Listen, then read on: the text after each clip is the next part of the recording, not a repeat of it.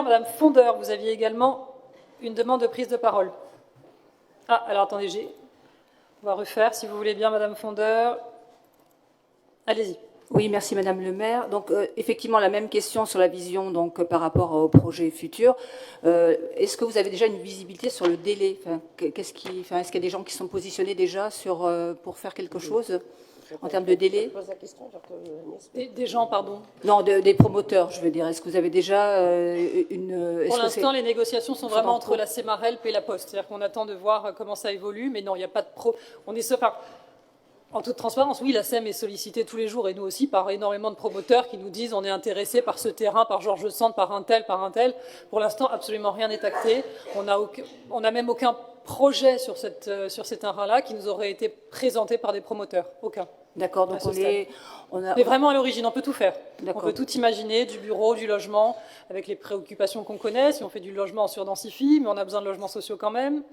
Voilà, donc on est en train d'examiner tout ça dans l'intérêt évidemment de la ville et des Levalloisiens. Mais c'est une bonne chose de pouvoir requalifier enfin cette parcelle qui était quand même objectivement moche sur un quartier. C'est vrai que c'est pas très joli et c'est sûr que s'il peut y avoir un peu une construction en retrait, un espace vert qui soit mis devant, ça peut être tout à fait intéressant. On essaiera de faire aussi sur Georges Sand, sur la parcelle Georges Sand, un espace vert agrandi.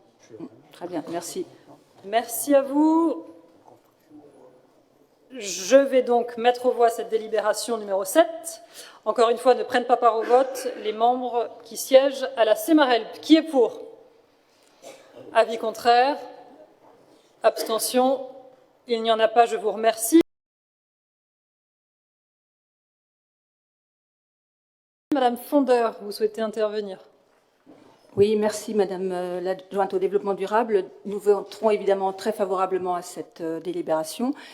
Ces trophées et la valorisation des démarches vertueuses de nos commerçants sont une très bonne initiative, mais là on est à la 6e édition. La ville et les associations de commerçants ont, je dirais, un peu d'expérience en la matière, et je pense qu'il serait intéressant de proposer des solutions en amont aux commerçants.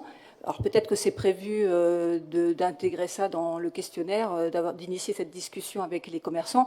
Parmi les thèmes qui nous semblerait intéressant de discuter, sur lesquels on a déjà eu beaucoup de retours dans le passé. Par exemple, les formations aux économies d'énergie et les aides auxquelles les commerçants peuvent, par exemple, prétendre. Alors, je ne sais pas si c'est des formations qui peuvent être mises en place avec le concours de l'ALEC, par exemple. Les aides et contacts qui peuvent être mis en place pour le développement de livraisons bas carbone, par exemple. Et également des solutions en matière de déchets organiques. Dans le passé, plusieurs commerçants ont demandé à avoir accès à ce genre de services et voir comment ils pouvaient valoriser ces déchets. Et pourquoi pas utiliser la commande publique pour donner accès à des, je sais pas, des sacs ou des matériaux de type, je dirais, contenant recyclables, dans lequel pourraient, je dirais, accéder les commerçants, de façon à pouvoir avoir une façon de négocier plus importante au niveau de la ville. Voilà, c'est quelques pistes de choses qui peuvent être mises en amont, en amont. Merci, Madame Fondeur. Madame Coville, peut-être? Oui, je voudrais juste préciser deux petits points. Nous avons naturellement que l'occasion de cet éco-trophée, c'est une occasion d'aller discuter avec les commerçants et les artisans. On ne va pas juste aller leur imposer quoi que ce soit, on va débattre avec eux. Ils sont pleins d'idées, je vais vous dire, et on est surpris de voir à quel point les commerçants et les artisans aujourd'hui font énormément de choses. Donc c'est aussi l'occasion pour eux de repréciser tout ce qu'ils font en matière de tri des déchets, économie d'énergie et tout ce qui trait à la mobilité et aux problèmes des livraisons.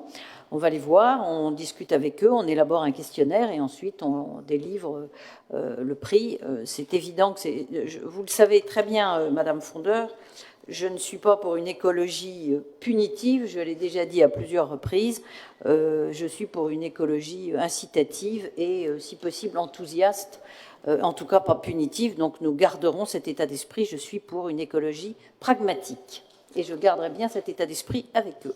Merci. Merci, Madame Coville. Madame Fondeur, un dernier mot peut-être? Oui, il n'a pas été question d'écologie punitive à ma connaissance, donc c'était plutôt d'être force de proposition et de proposer des choses. Donc je ne sais pas pourquoi vous mentionnez l'écologie punitive. Non, non, non, je dis simplement que l'esprit, c'est de discuter avec les commerçants, ce qui était votre question. C'est pas de contraindre. Voilà. Non, non, mais l'idée, c'était pas de contrainte, c'était de proposer, vu que de toute façon, il y a déjà eu une expérience en la matière et qu'on connaît les sujets sur lesquels les commerçants peuvent avoir des difficultés. C'était ça l'objet de mon intervention. Merci. Bien compris. Merci, Madame Merci, Fondeur. Madame Fondeur. Merci, Madame Coville.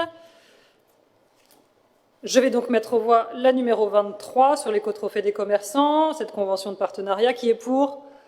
Avis contraire, abstention. Il n'y en a pas, je vous remercie. Monsieur Robert.